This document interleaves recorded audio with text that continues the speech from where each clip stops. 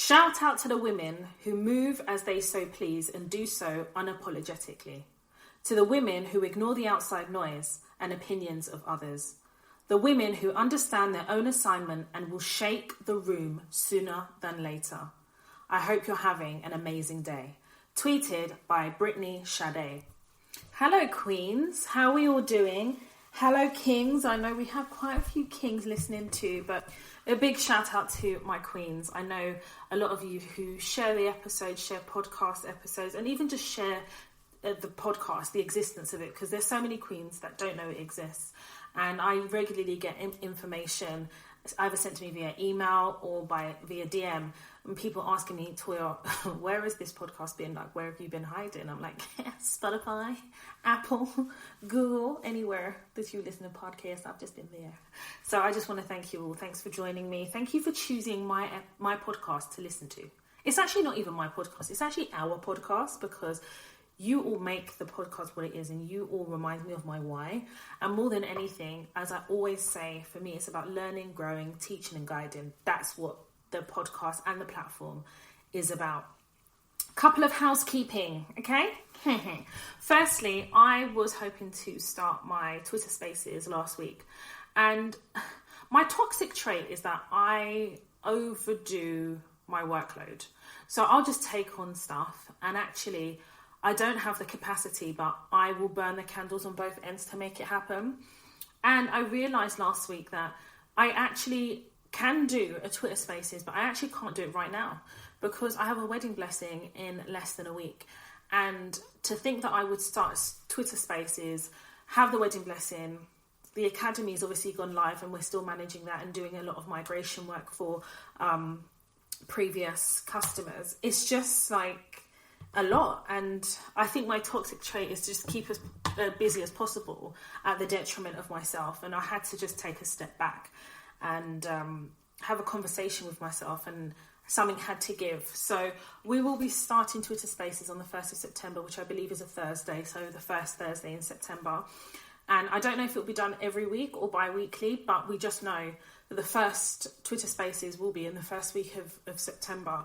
I'm going to pick a topic, something maybe I've covered already in a podcast, and just invite people to have a conversation in what I hope can be a safe space for us to share.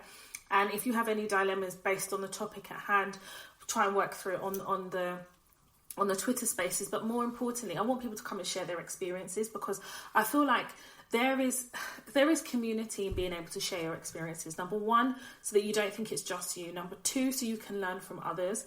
And number three, so that we can hear and support fellow Black women who are either in positions that we found ourselves in before, or if we're in that same position, we be able to support each other. So hopefully Twitter Spaces should be that opportunity. And I do want to keep it, also lighthearted as well. Like, something I think you'll all agree on the podcast. I come here, I teach, guide and educate, and I do bring my personality, and I am a bit of a clown. And I do want to keep it as obviously serious to the topic, but also lighthearted as well, because we need to be able to laugh as well. We do. Even if it's at the stupidity of others in how they think they can treat us, because they assume that we don't know. And actually, it's us that will have the last laugh, because what we are not going to do is continue to be oppressed in workspaces and made to feel as though we're not supposed to be there. That imposter syndrome is real. So yeah, let's convene on Twitter Spaces first week of September, which I believe is the 1st of September. What I will do is, after my wedding blessing, I will create the room so people know that the room is coming, and then I think that you can put reminders on there. I'm new to Twitter Spaces insofar as I've never hosted a room on there before, so I'm sure there'll be like technical difficulties with mics and stuff, but let's meet there and let's just see how that goes. Okay, so let's before we get into obviously the meat and potatoes, as I say, of the podcast, I do want to cover like a couple of things that maybe have happened during the week, or things that I think are quite either pertinent to the episode or pertinent for us to just understand and have conversation about. So first and foremost, I don't know about you all, but I was watching Love Island, partly because there's nothing really to watch. Like, I don't know why Netflix keep increasing their prices, because apart from programs that are commissioned by Netflix, all the other programs, I've either watched it or they're crap. So for me, Love Island was like, I don't have to use my brain. Do you know what I mean? It's just lighthearted. And I definitely enjoy Love Island insofar as watching like a lot of like people who genuinely believe they will meet like their soulmate on Love Island. And I feel like Love Island, I mean, maybe they do, some of them do meet their soulmate, but I think Love Island is so, I don't know how to explain it. Like it's losing its organicness in that it's having a lot. I enjoy Love Island when it's just ordinary people without it being so contrived. And I get that you have to have a mix and blend of personalities, but isn't the whole idea of Love Island almost like, you know, online dating in a way, but just on an island in a hot country in front of the nation for us all to watch and enjoy? So there has to be like an organic side to it. And this is why I think Davide and Ekin-Su, for me, I was so happy they won.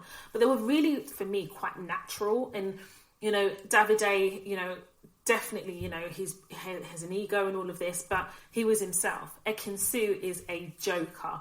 And I'm so happy that they both won. I'm so happy with the deals that they've been able to secure. And I definitely support them because, for me, they were my couple. And I love the fact that Ekin-Su stood strong in who she was. I hate the way that she was treated in there, but I'm happy that she had the last laugh because she come out, she's won, she's got all these deals now. But also as well, Ekin-Su will, you know, she's an actress in Turkey, but I definitely think that she's opened herself to like a pool of opportunities, and I hope her and Davide work out. So yeah, I enjoyed Love Island for them. Now obviously, you know, the Black Love, we had India, we had Dami, we had I can't remember the other guy's name, but we, you know, to be honest, when it comes to representation, I definitely think we had representation on Love Island, and Black Love was loving, and I loved every part of it. India, for me, what I loved about India is that she took no shit.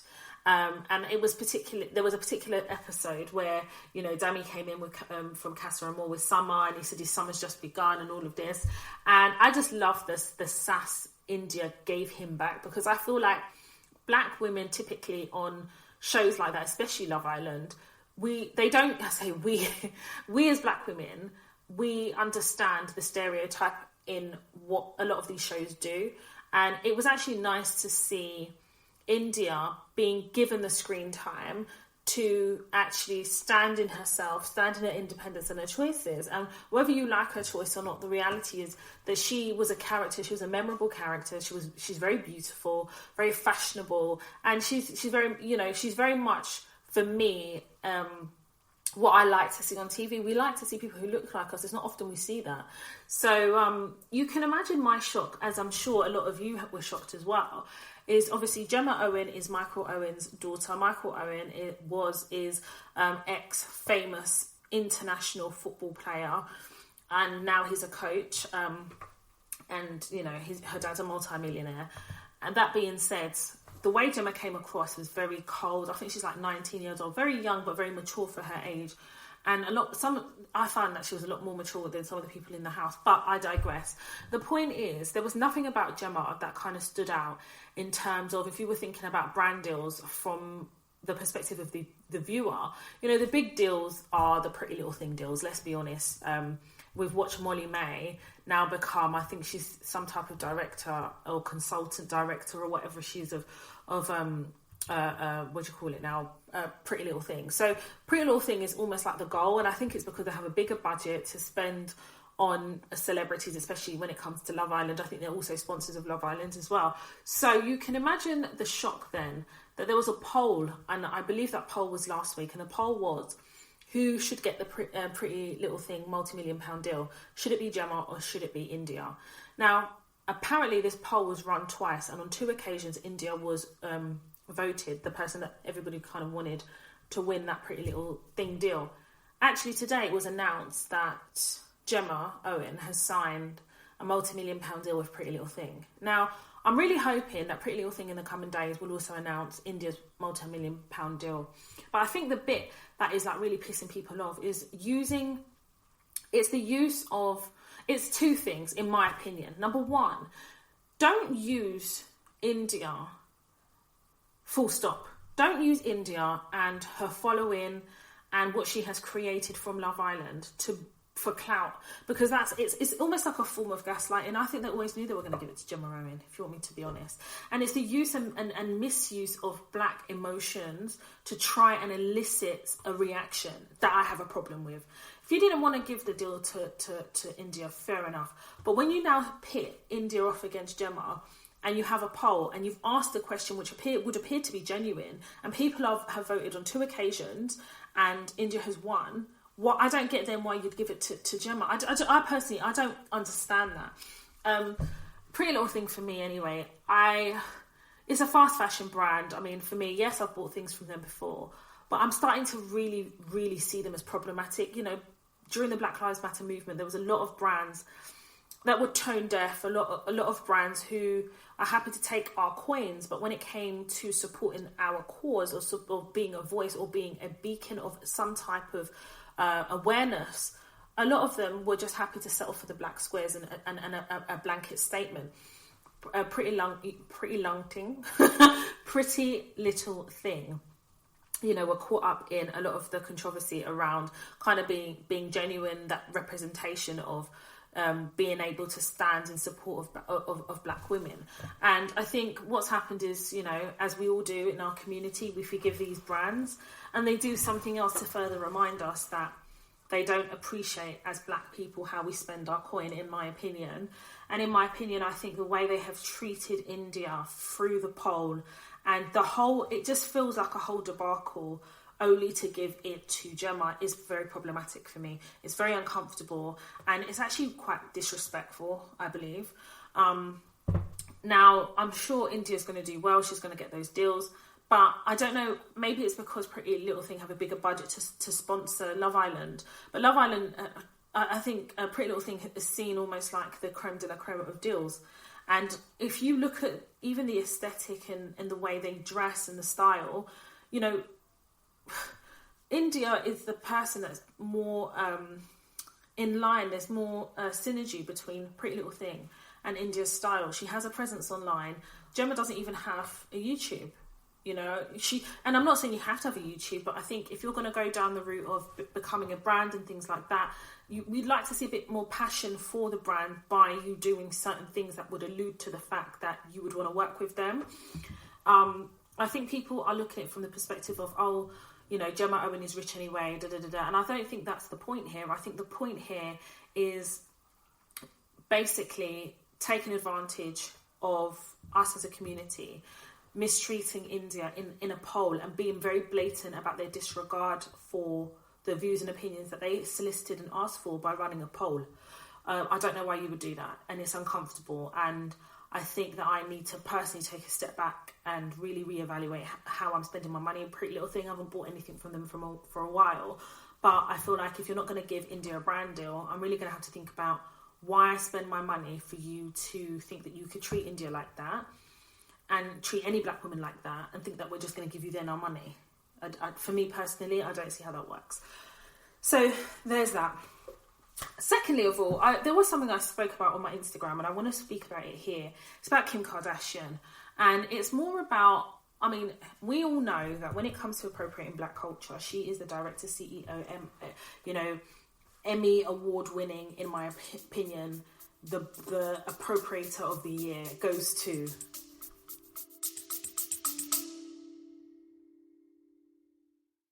On the Future is Freelance podcast, we believe freelancing is the future of life, work, and everything. So whether you're brand new to working independently or you're a seasoned pro, we'd love you to listen. Every episode unpacks new ideas on how to make your future freelance. Whether you need to achieve business minimalism, survive a solopreneur crisis, or find the right digital nomad visa and community, we've got you covered. Alongside actionable insight on everything from finding gigs to outsourcing support services, even mastering TikTok with no dancing required. Subscribe to The Future is Freelance on your favourite podcasting app via the link in your show notes.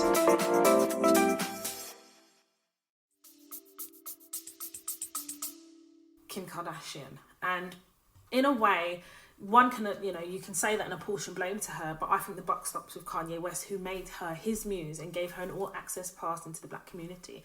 He has himself said, you know, that he basically, I think he said he gave her the culture, but it's not his culture to give. But I think it goes as far as telling you or showing us all how he thought that he could just, give her an access pass, and she's gone and run with that. So when she's appropriating, she doesn't think she's doing anything wrong because it's been co-signed by a black man, effectively. That being said, one thing that cannot be overlooked is Kim Kardashian as a businesswoman and her mother, Kris Jenner. I genuinely respect Kim's business prowess, if you like. I respect the hustle. She works hard. She doesn't just sit there and allow things to happen and her mum to negotiate stuff. She really is at the forefront of being a businesswoman. And something I want to talk about is that consumer manipulation. So I've just spoken about India, Pretty Little Thing deal, or not, and Gemma Owen, but also the manipulation. And I can put my hands up and say I was manipulated, and I'm gonna just talk about this very briefly, but to just open our eyes to certain things. So Beats by Dre have these earbuds, right? Now I have AirPods from Apple, and they do not work very well. They disgraced me last week on a really important meeting. And I was at that point, I was pissed off.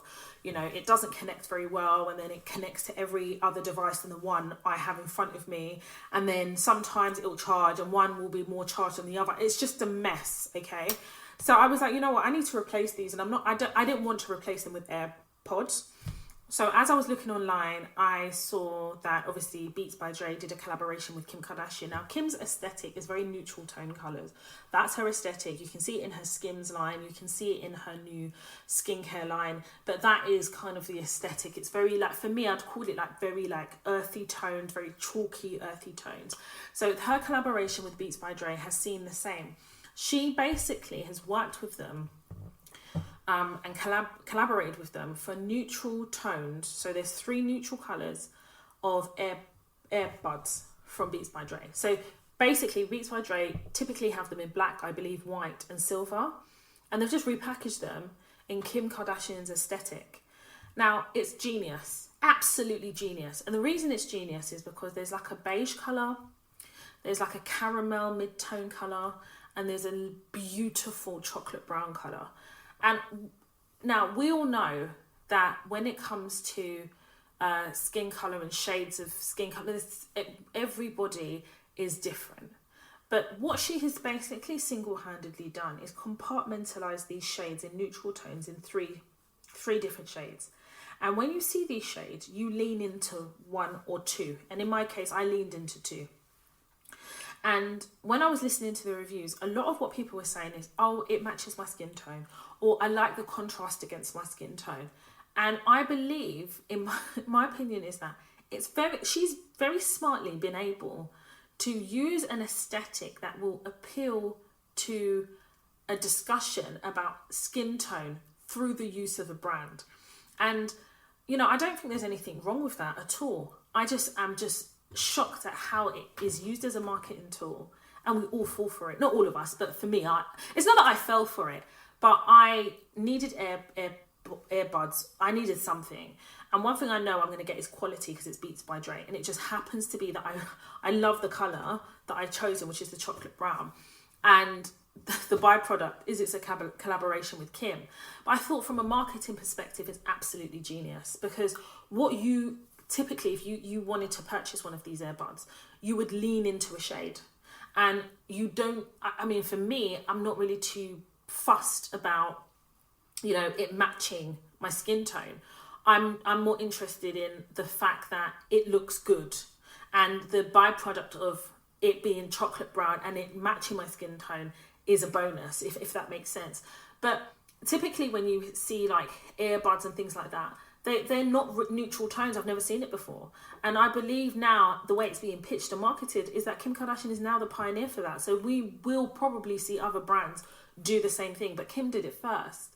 And that aesthetic it's not only her general aesthetic is a very clean aesthetic, but how she has now kind of morphed that aesthetic into the Beats by Dre brand for those earbuds is completely genius. And I was sat there between 2 shades not knowing which to get, almost thinking I should buy both, but I was like, no, the chocolate one's always the one that I had my eye on. But from a marketing perspective, it's amazing. And I said it to Kay, I was like, yeah, you know, maybe I am consumed by consumerism here, but the reality is, you know, these are my reasons.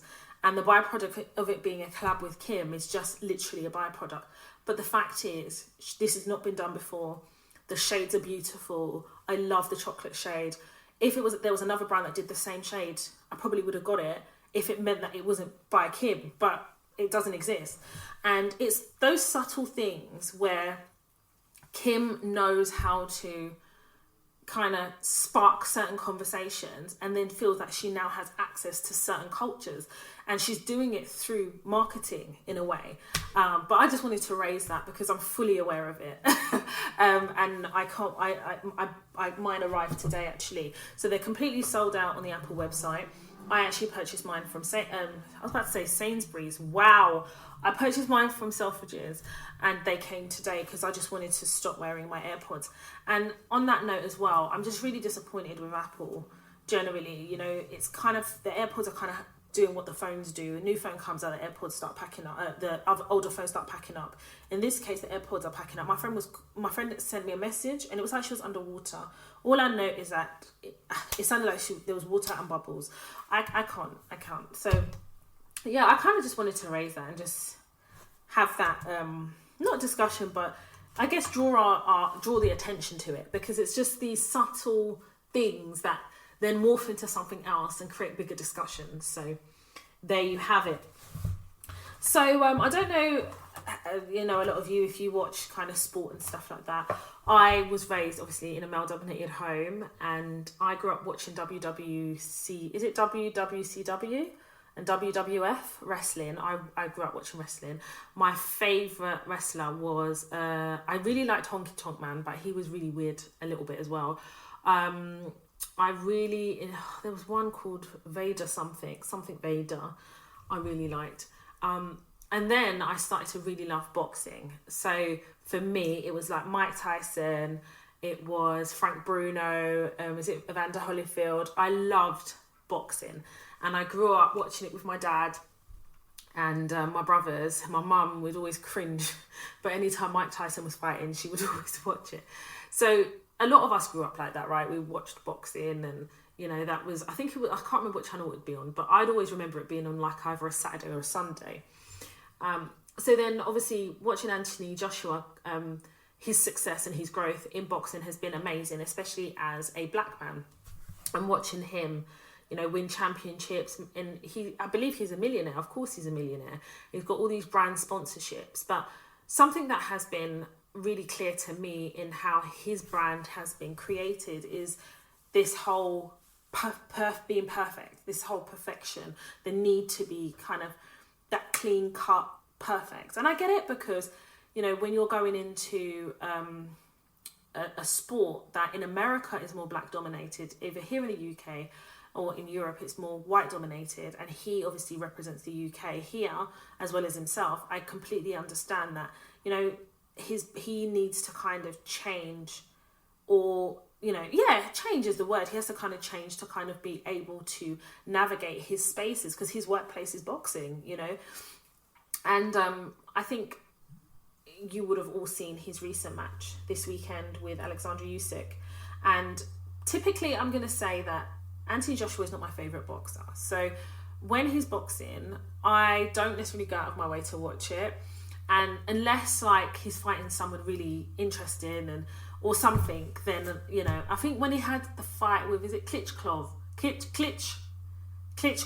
one of them, and they're brothers in it. When he fought one of them, I did watch that, and I enjoyed it. But I do you know what? Back in the day, I went to like 2 boxing matches, and I vow never to go. I never want to be live. It's just not, the atmosphere is amazing, but it's a very bloody sport out, and I'm very nauseous and queasy when I see blood. So with Anthony Joshua, I think I've always known like his rag to riches story. Obviously he's from ends. He's an ends guy. Oh, sorry about that. He's an ends guy through and through. And I think what happened this weekend was shocking for some, but would it be shocking to all? So he basically had previously lost a previous boxing match, and I can't remember what belt they were fighting for, but he was fighting Alexander Usyk.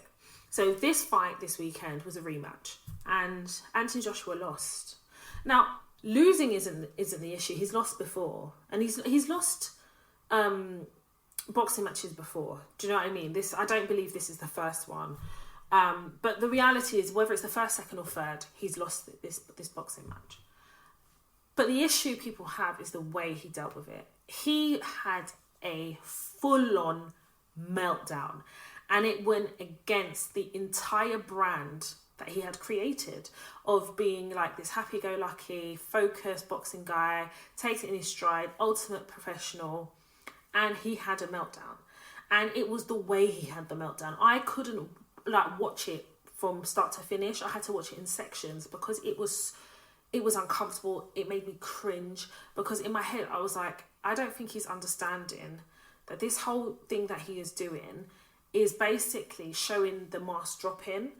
And I'm not ever intending to take away from Anthony Joshua and everything he's done, but I actually feel really bad for him. And I feel really bad for him because I don't think he's been able to be himself. And I think part of that is because of the spaces he's navigating in. He has to create this clean cutter brand in order for him to be able to secure certain things, or just as a brand in itself. And I wish that his brand was more about him staying true to him. If you're going to be upset, he's allowed to be upset. Do you know what I mean? But it's almost like the way his brand has been created, it's not giving him any room to make mistakes, because it almost felt like the ultimate goal was to be perfect. And I think what we watched is Anthony Joshua crumble under the guise of perfection. He is an imperfect man. He's allowed to have a meltdown. And a lot of that was adrenaline. But everybody was talking about how less of a champion he was, how less of a person he was, and how much of a great sport Alexander Usyk was, because there was a point where Anthony Joshua took the mic and took the Ukraine flag, and then one of the Usyk's, I think it was actually Alexander Usyk that took the flag back off him. And Anthony Joshua was talking about where he came from and this, that, and the third. And I just thought, Anthony, we know this. And if you need us to continue to embed it in our mind, write an autobiography, this is not the place for it. The sad part of it is I think as it progressed, and then he did his, they do the press conference at the end, I think it started to dawn on him how he had handled the loss, because what he looked like, it looked like a sore loser, like a kid. You'll have that kid, isn't it, where they're competitive and they lose and they start stamping their feet and they're crying and they ruin the entire game for everyone else because they've now lost. It basically was that. And it was unfortunate that it was handled the way it was. But in a way, I don't think it was a bad thing, because I think Anthony Joshua now has an opportunity to just come as himself. Come as yourself. If you want to be upset, being upset, and this is the point, isn't it? Being upset and having emotions, being able to cry and get upset, those are natural reactions to things. It's the same as for black women.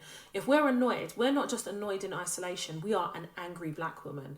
If you are, passionate about something, as a black woman, you're just angry. Those stereotypes are rooted in racism, because it's not the same degree or same assumptions that are given to non-black people. Non-black people are allowed to just be upset and angry and disappointed, and it's seen as, okay, those are natural emotions. But then they're made to feel as though for black women to have those emotions, they're either not natural or they're aggressive in nature. And it's not the case, obviously. But that is rooted in prejudice, it's rooted in racism, and it's also actually rooted in disrespect. It's taking away our ability to feel, to make us almost non-human. If you remove feeling, we're not human. Human beings have feelings, whether it is negative feelings, or what is a negative feeling? Being angry is not necessarily a negative thing, as long as you're able to manage that anger. And I kind of see the same with Anthony Joshua. I think that the way his emotions are automatically deemed as wrong. Now, I'm not saying the way he handled it was right, because I don't think it was at all. But he didn't want to be a good sport at the time, and I think he should have maybe tabled those emotions in the press conference rather than straight after the match that he lost. And the worst part of it is, Alexander Usyk, if he had lost and did to Anthony Joshua what Anthony Joshua did to him, it would have been, all hell would have broken loose. And from that perspective, that's what I think makes Anthony, look negatively to everyone in the audience, or not everyone, sorry, to most people in the audience. I think Anthony Joshua, I feel sorry for him, because I feel like, he's having to be so much to everybody that I don't think he has been allowed to introduce into the brand just him. Sometimes you are going to lose, and sometimes you are going to be upset, and you're allowed to display that upset. But I don't think he's even been given the opportunity to have a healthy way of kind of sharing those emotions. So what we found was that when he did lose, it was like a petulant child in a ring, and he just went off on one, and he just couldn't handle that he lost. And I think that if we had seen the meltdown in the press conference room rather than in the ring where he lost, I think people would have processed it differently. But I think that is an example of not being given the space to be who you are, but instead being told to swap masks interchangeably in and out to uphold a brand aesthetic that is not real. It isn't real. Anthony Joshua is not rid of emotions. He's a human being. And actually, when he did start saying about where he came from, I was like, you know what, it makes sense, but Anthony, this is not how to do it. And I kind of felt like, I know, like, something that you're passionate about, you eat, breathe and sleep boxing. Of course, you're going to be upset. You're going to be disappointed. You're going to be angry. You're going to feel, it's all that emotion and adrenaline. And I think that in a way, it was a good thing that people saw the human side to him, where he doesn't take loss very well. Because now I think you can start to now develop a balanced view of him. And I think it should be an example to everybody that, you can't keep changing masks interchangeably, because one day that mask is going to slip. And I'm going to tell you, and I'm going to be honest, yeah, I'm under no illusion. I understand that I refuse to play the game. Hence why there's certain opportunities that have not been presented to me in relation to Toya Talks. I'm very aware of it. I'm also very aware that I will not dance to the tune of a beat that I do not believe in. I'm not going to fake the funk. I'm not going to do that. I'm really not. And if it means that, unfortunately, I won't be able to rub shoulders or be in rooms with certain people, then so be it. But when I am in those rooms, I'm going to have to be myself and come as myself. The whole Anthony Joshua thing reminded me of somebody I used to work with, and we're going to call her Amara. So I had joined this organisation many years ago, and Amara had been there already for about 4 years. Now, this particular organisation is very niche in what they did, and Amara had very smartly carved out a role for herself in a very niche area, like a subdivision. And she would never give anyone a handover or anything if she was on annual leave. She would always take her laptop with her abroad. If something came in and she couldn't handle it, and she wasn't around to handle it, and it would wait for her to get back. That is where you develop leverage, right? She's made herself not only a subject matter expert, but she's made herself, in a way, at the time, kind of indispensable. The organisation and the team in particular was going through a period of immense change. It was like a revolving door. So when I joined, the reality of it is that no one really stayed in that role longer than 6 months outside of Amara. So I was in that role for almost 2 years, and I actually really enjoyed the role and the organisation. It really developed me, and actually I would say the catalyst to me, but then becoming a contractor as well. But Amara had given her literally her life for over 3.5, 4 years in this organisation. And she would eat, breathe and sleep. Sometimes she would leave at 10. She would get in at 7. She would hardly take time off. If she's sick, she's working from home. She'd give it everything.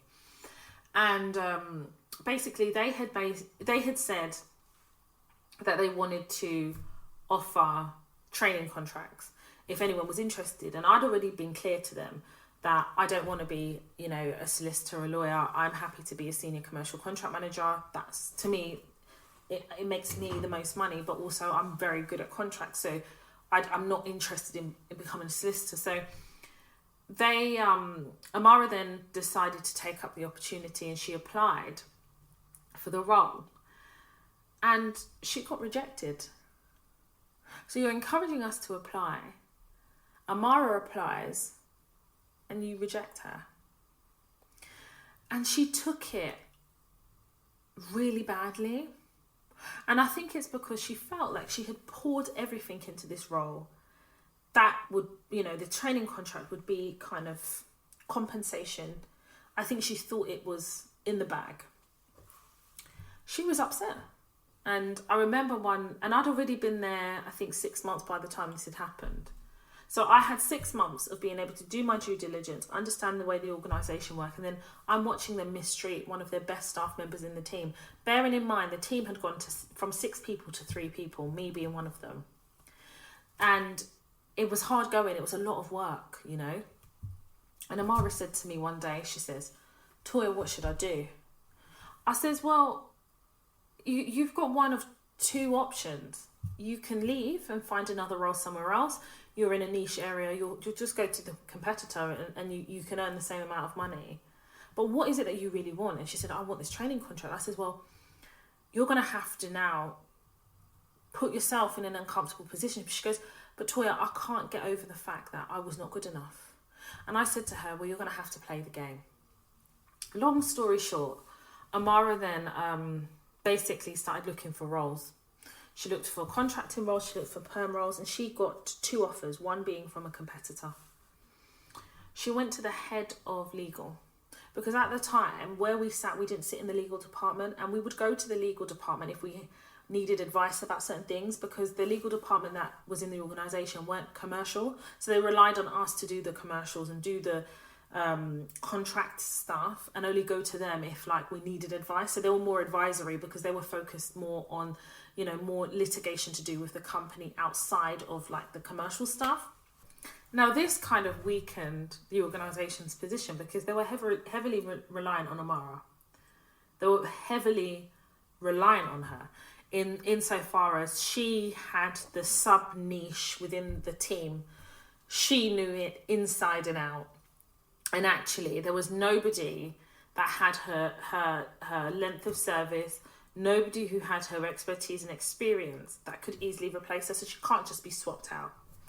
So when she got the offer from a competitor, and she basically had a meeting with head of legal, and she says, listen, I've been offered some roles, okay, and I'm seriously considering them. And the reason I'm speaking to you, head of legal, is because before I go to my direct line manager, I just want you to understand the impact of me leaving. Your team cannot take on this work because you don't have the expertise, the knowledge and the background to be able to do it. No one in my team, as in her team, as in me and the other guy in the team, can take it because we have our own niches and we were busy, there was no way. And she said, the only thing that I will ever accept is an offer of a training contract, and that you will sign me off each stage of that training contract and you will offer me a job at the end. And he just looked at her and he laughed in her face. So she walked out of the meeting, and I obviously knew the day she was having a meeting and I was there. I used to sit in front of her actually. And you could tell that she was crying, and she had been crying on her, having left the lawyer's office, coming back to the table. And she sent me a message at the time on Skype, and she basically explained everything to me. And I said to her, you've done it backwards. And she's like, what do you mean? I says, why would you go to head of legal who you don't report into and basically give him an ultimatum? The ultimatum doesn't come from you. The ultimatum will come from the business when they realise that you're leaving, and you need to do it properly. If you're going to resign, go to your boss and do it. Allow the impact of it to trickle down for them to understand that they need to not only be at the table, they need to bring a pen. And that's exactly what she did. So she handed her notice in. She had 2 roles that had been offered to her. There was a 3rd role, but she said that the money didn't make sense, but she was she'll just keep it in her back pocket.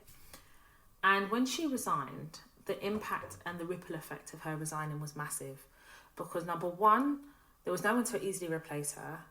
She has single-handedly made herself the single point of failure.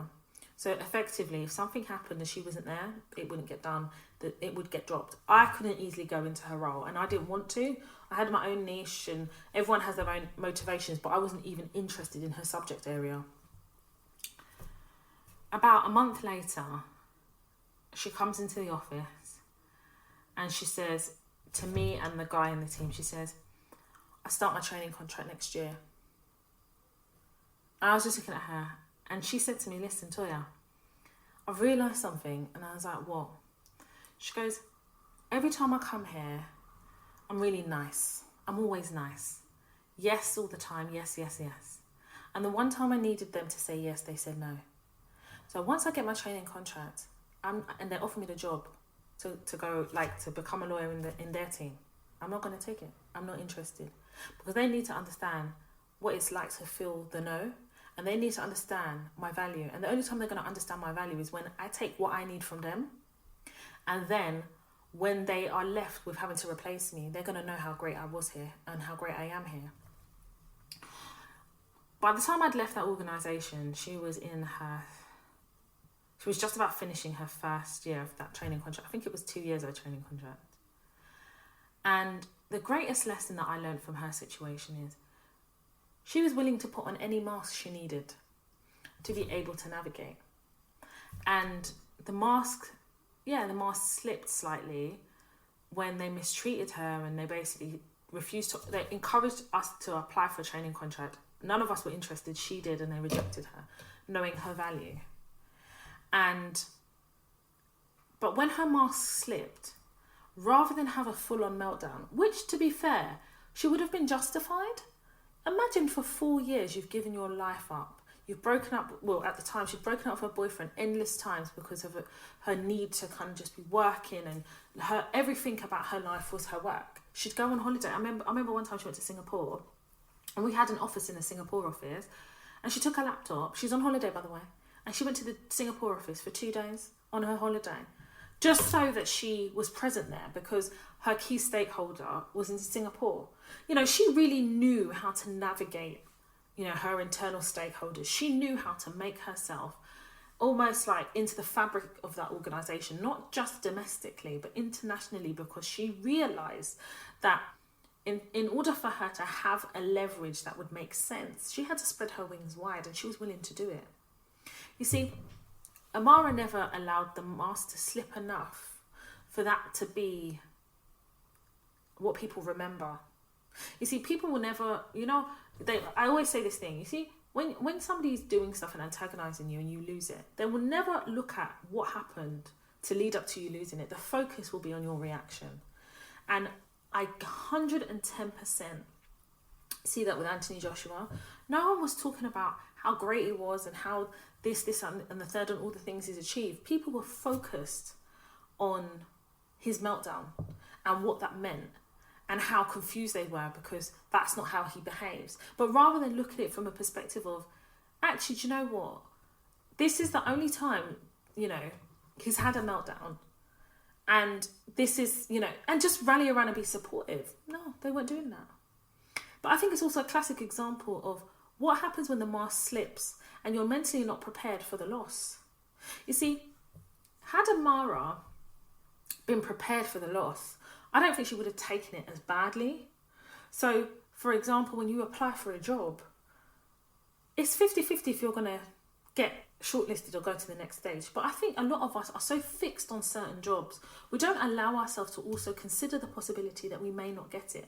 Now, when you're manifesting something and you're fully committing to manifesting something that will happen, that's amazing. But there should also be a consideration somewhere in your mind. You don't need to vocalize it, that if this doesn't happen, this is my plan B.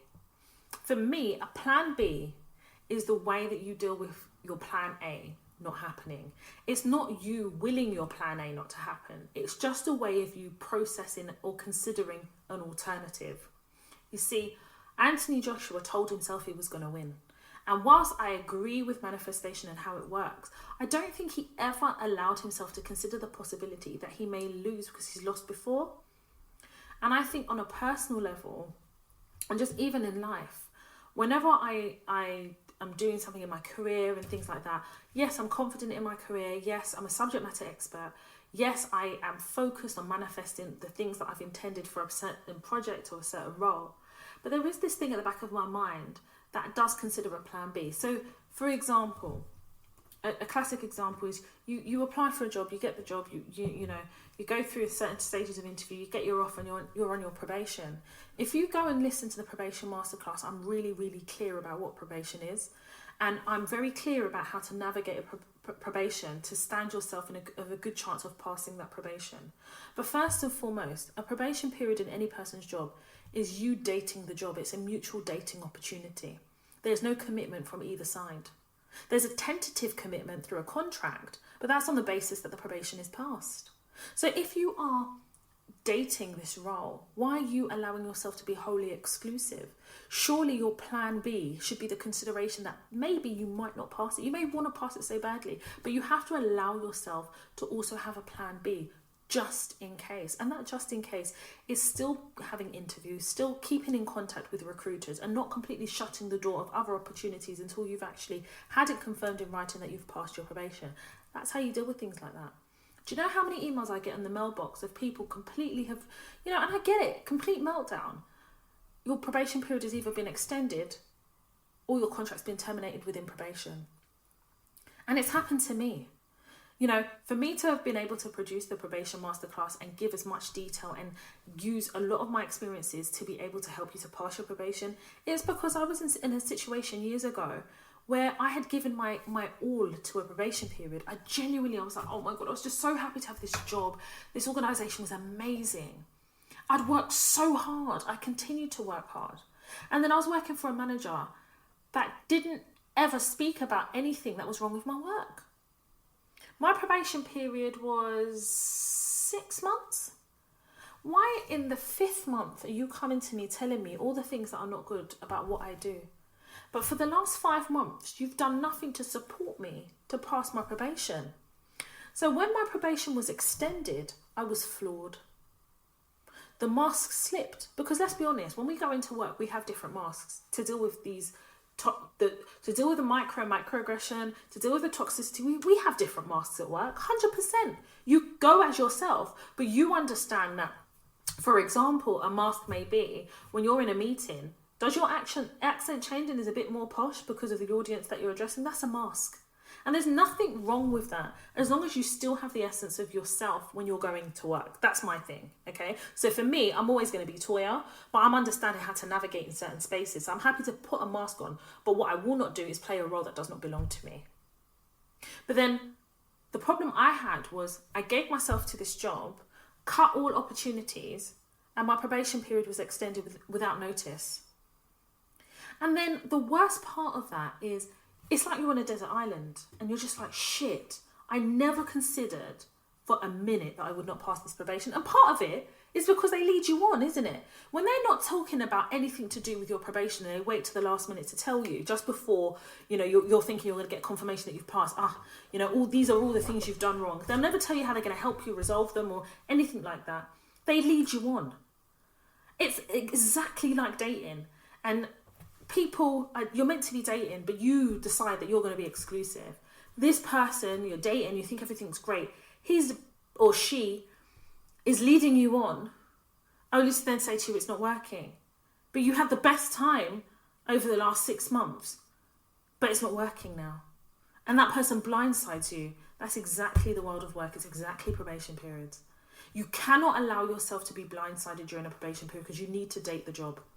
I have done a probation, got into the throes of the job, and halfway through my probation, I'm like, actually, this role's not for me. And I've utilised certain things within the contract to terminate that contract early.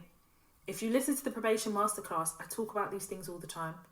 Or if an organisation extends your probation period, that's an opportunity for them to find your replacement. It's very rare that it's an opportunity for you to quote unquote redeem yourself. How can you redeem yourself if they've left it so late to tell you that all the things you've done wrong and haven't given you proactive, pointed support to help you pass that probation? It's like a setup.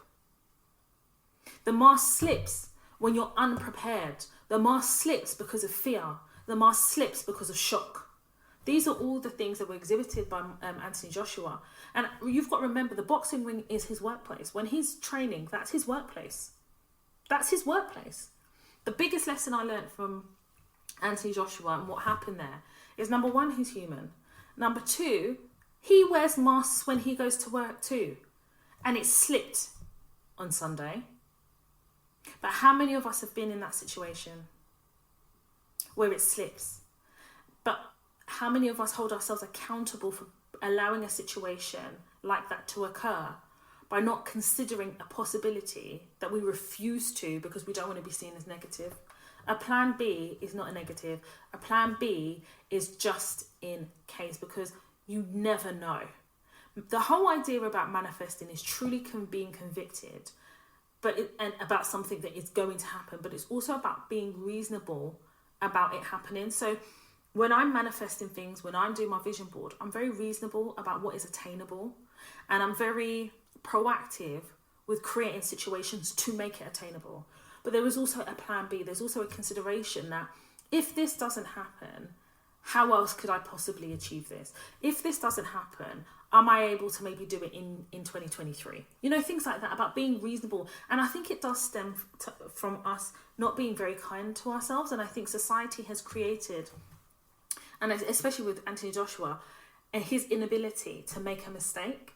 And I hate that for him, because now that he had his meltdown, which, to be fair, it's not like we've not seen other fighters in that same situation.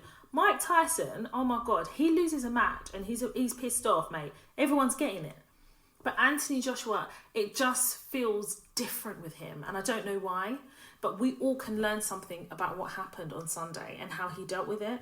More so from the perspective of us being kind to ourselves and understanding, number one, we're not always going to win things. Number two, you have to consider the possibility. And even if the considering of the possibility is that you're not going to win and that scares you enough to be a motivation, it's still something that you've allowed your brain to consider as a possibility. It still allows you to be reasonable with yourself. No one is going to be more honest with you than you. That's the truth. When I look in the mirror, I know what I see looking back at me. When I look in the mirror, I know the truth. Do you understand? And a lot of us are not honest with ourselves. We carry the mask at work, and some of us forget to take it off when we're in our safe spaces. We forget to take that mask off when we're not at work. We keep the mask on. My question is, who are you? Like, who are you today? Which person has shown up? You know, it's a tough one, because I definitely think as black women, we are forced almost to put a mask on because we're told that we're not good enough. I genuinely believe you can show up to work as yourself and play the game. And if playing the game is wearing a mask, just remember to take that mask off, because that don't belong to you. You've played the game to be able to get to B, or to get to A, or to get to C. But playing the game doesn't mean you have to compromise who you are or compromise yourself. I've never compromised who I am or myself for any parts of the things I've achieved in my life. I've always shown up as myself, and I've always played the game. So if I have to put that mask on and grit my teeth to get certain information from a supplier to be able to progress a particular contract so that my deliverables will be considered as achieved, I'm willing to do that. So yeah, I don't know. I definitely think that Britain's perception of what a superstar or who a superstar is, their perception of it is perfection. And Anthony Joshua is not perfect because he's human, and no one should be looking to him to be perfect. Crumbling under the title of perfection is tough. And I really hope that he recognises that it's not a weakness to have not won, but he now has to take a step back, and I think he has to look at his brand, and he just has to be more authentic with who he is and give himself the grace and the permission to be who he is. You know, there was something I wrote down yesterday, and this is like after I'd watched Anthony Joshua's conference after the fight, and I wrote this: you have to acknowledge someone's win, even if it's at the expense of your loss. That's so important. How many of you have applied for a role or applied for an internal position or a promotion and someone else has got it? it hurts, isn't it? Especially when you know you're more qualified, more experienced. Especially if you know you've been doing the job temporarily, and this person is either external or come from internal, but they weren't doing the job temporarily, but someone thinks that they're better suited to that role than you, who's been doing that job all that time. Are you able to acknowledge someone else's win if it's at the expense of your loss? And if you're not able to do that, that makes you sour, and justifiably so, especially if you think that you are more deserving of that role. But my question is then, what do you do with that sourness?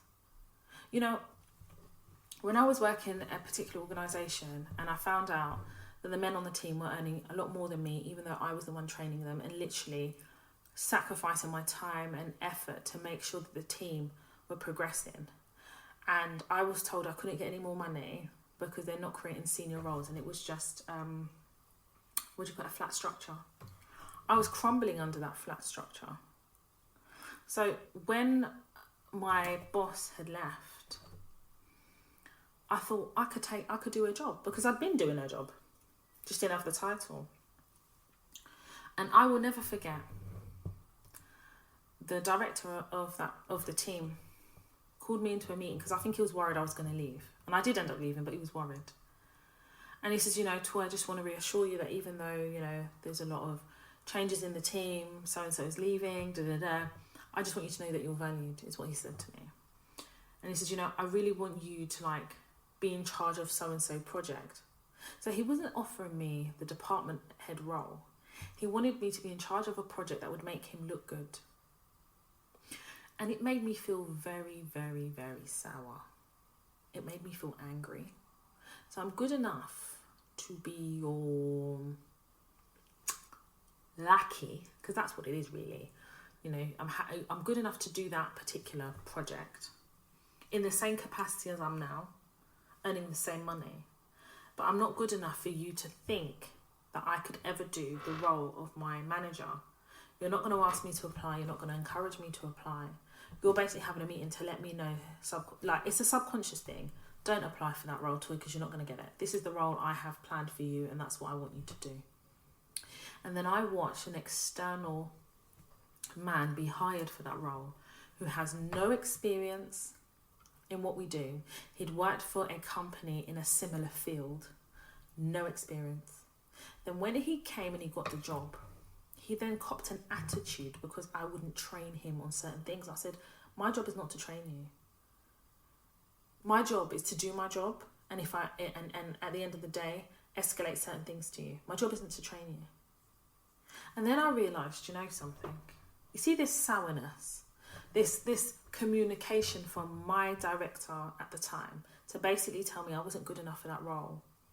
I'm going to channel that into focusing on my focus. And my focus is to continue to elevate. It's continuing to grow. I am in charge of my own success. The destiny of my success. I am the navigator of that success. I can't put my success in the hands of a boss or a manager or a line manager or an organisation. No. There is an episode, Your Manager is Not the Key to Your Success. Go ahead and have a listen to that episode. That role was the catalyst for me going contracting. And I've never looked back since.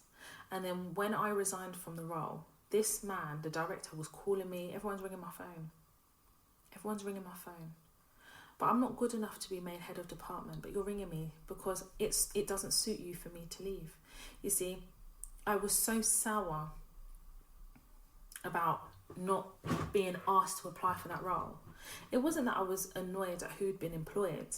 It was that I wasn't considered as good enough. And that really hurt. It hurt because I'd been doing that role. It hurt because I was a natural successor, but my face didn't fit. You see, when the director had first joined the organisation, because he himself hadn't been there for long, he told my boss at the time that I don't really smile that much, quite quiet, and he feels that my face doesn't fit. But then my face fitted for him when it was time to leave, when it was time for me to leave. And he realised that not only was I an intrinsic part of the team, but the particular projects that I was managing, I was a subject matter expert. You see, I was able to acknowledge the new manager and acknowledged him getting this role at the expense of my loss. But then what do you do with that energy? You go harder. What do you do with that energy? If you are not appreciated where you are, go where you're appreciated. I left to go contracting, and I've not looked back since. And I think that probably that situation was probably the biggest motivation for me to understand that your value is not held in the hands of people who do not understand your value. Your value is known by you. You have to be able to know what your value is. You need to understand how to leverage that value to get what you want. And you have to also understand that it is not people's job to know your value. It's their job to understand the value you bring. But it's not necessarily their job to understand your actual value. The value you bring and your actual value, sometimes they don't know. Sometimes you'll get the intuitive managers, organisations and line managers who understand the value you bring and the value in what you do. But ultimately, I've realised I'm not here to convince somebody of what I'm doing. I'm not here to do it. Because you spend your time convincing them, you'll spend your time convincing them to give you a pay rise.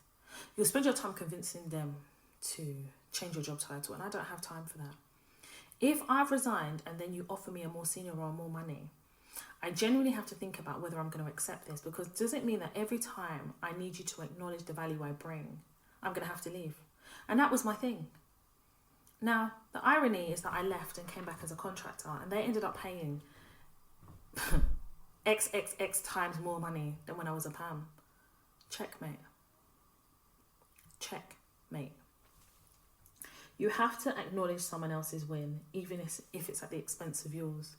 And the reason why you have to do that is humility requires you to also understand that just because an opportunity has not been given to you doesn't mean there isn't other doors that are about to be opened for you.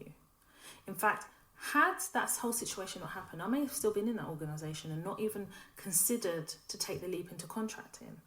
I understand that my milk and honey wasn't in, replacing the manager who was leaving. My milk and honey was outside the organisation.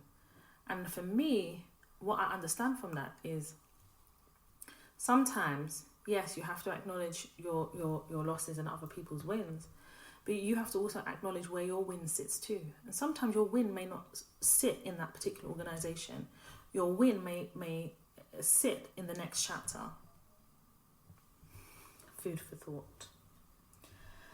Okay, so I'm going to leave it there. I'm going to leave the episode there. I did get an email, and I'm going to quickly read the email. And the dilemma is quite straightforward because the answer is in a masterclass. So the dilemma is entitled Negotiation Email Draft.